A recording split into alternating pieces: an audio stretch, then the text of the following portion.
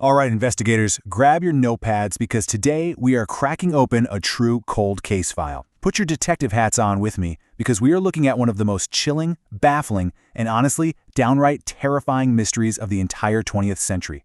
This is a scene so utterly perplexing, it has literally given forensic experts cold sweats for decades. We're investigating the infamous Dyatlov Pass Incident. In this explainer, we are going to strip away all the wild internet rumors and look strictly at the hard physical evidence, the actual autopsy reports, and the incredibly unsettling timeline of a tragedy that completely defied every single law of survival.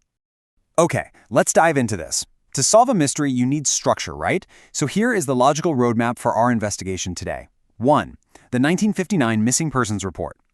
2. A bizarre crime scene. 3. The chilling autopsy reports. 4. Interrogating the prime theories. And finally, 5. An unsolved cold case. Section 1. The 1959 Missing Persons Report. The Doomed Expedition. So, who exactly were our victims here? We're talking about 10 highly experienced university students, all led by a 23-year-old expert mountaineer named Igor Dyatlov. Their objective for this trip was the Grade 3 certificate. Now, to put that into perspective, in 1959, that was the absolute highest Soviet mountaineering honor you could get. It required a grueling 300-kilometer trek through brutal sub-zero conditions to reach Mount Orton. I want to stress this. These were not amateurs taking a weekend hike. They operated under strict, almost military-like discipline, completely swearing off alcohol and cigarettes for the journey. And crucially for our investigation, they documented practically every single step with diaries and cameras, leaving behind a really solid trail of physical evidence for us to follow.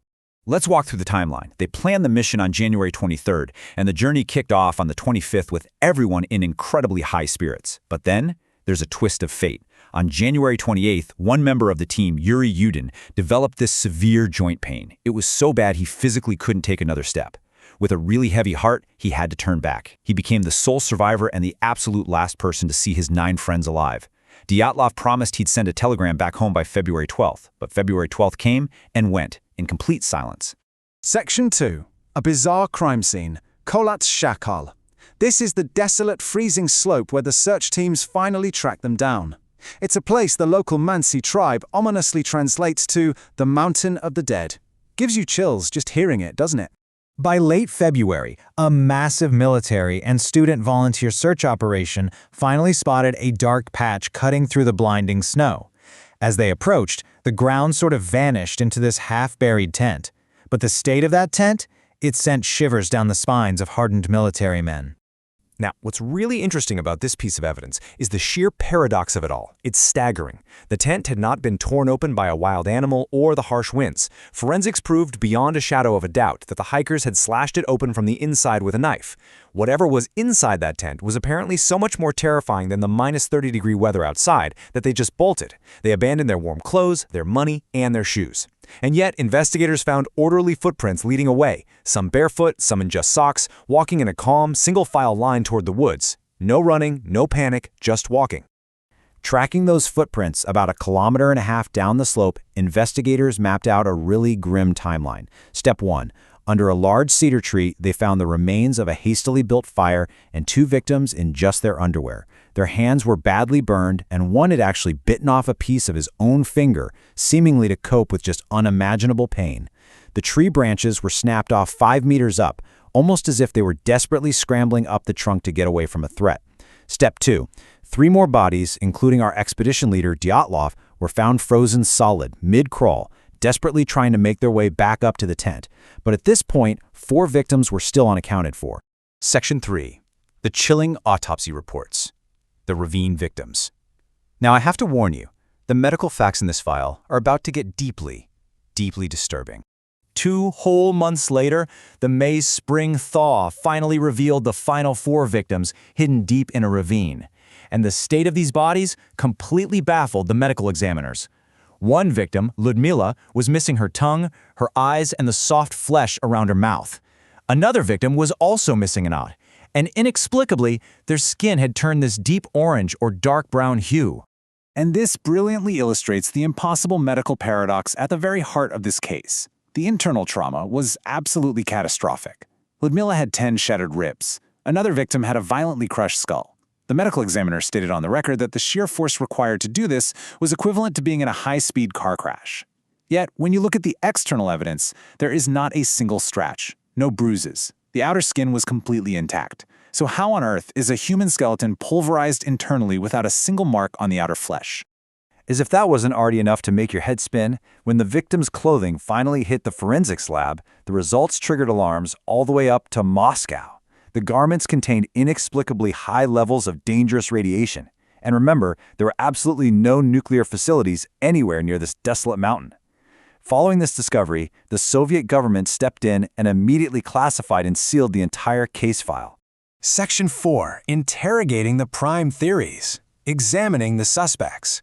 We have an impossible crime scene on our hands, so it is time to take this evidence to the suspect board and interrogate the popular theories out there. Let's run the suspects against the hard physical evidence, row by row. Theory 1. A Mansi tribe attack? Well, the Mansi were peaceful. There was 0 foreign footprints found at the scene, and humans just can't inflict that kind of internal damage without leaving massive external bruises. Theory 2. An avalanche? The tent was still partially standing. The tracks walking away were totally orderly, and last time I checked, avalanches do not leave behind high levels of radiation. Theory 3. A secret military test? We know locals reported seeing glowing orange orbs in the sky that night. A covered-up explosion? It's compelling for sure, but there is 0 physical proof of a blast. Theory 4. Infrasound panic. The idea here is that mountain winds created inaudible frequencies that induced pure terror in their brains. It explains why they fled the tent, but it completely fails to explain the shattered ribs or the radioactive clothing. Because absolutely none of the scientific theories neatly fit the physical evidence, Soviet authorities abruptly slammed the books shut. The official cause of death written on the coroner's paperwork was chillingly vague. They concluded that the hikers died from an unknown compelling force that they simply could not overcome.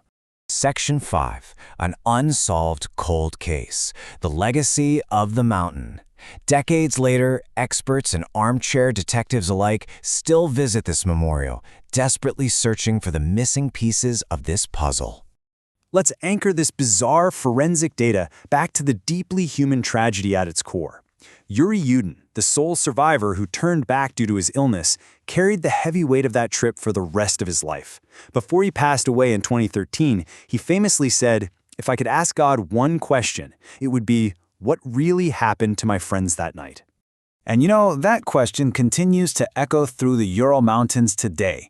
We have laid out the footprints, the autopsy anomalies, the radiation, and the shattered theories. The evidence is out on the table. Thank you for opening this cold case file with me today in this explainer. It's a dark reminder that despite all of our modern science and technology, there are still forces out there that render us completely helpless. So looking at the hard facts we just went through, what do you think really happened on the Mountain of the Dead?